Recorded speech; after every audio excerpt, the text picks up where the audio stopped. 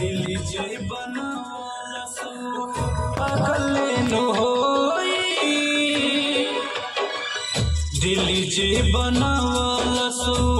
पागले न होई प्यार जे बनावलु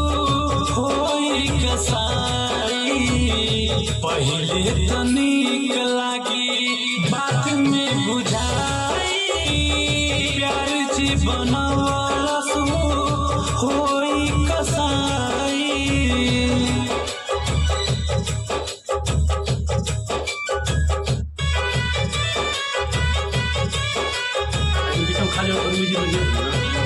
एक रासनिक हम जे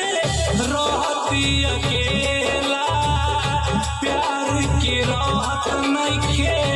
कवनो झमेला एक रासनिक हम जे रहती अकेला प्यार के राहत नइखे कवनो झमेला कितनो जुरइबे यरवा फिर ना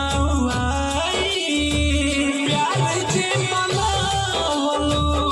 होई कसाई पहले तो नीक लागी बात में बुझाई प्यार जे बनावलसु होई कसाई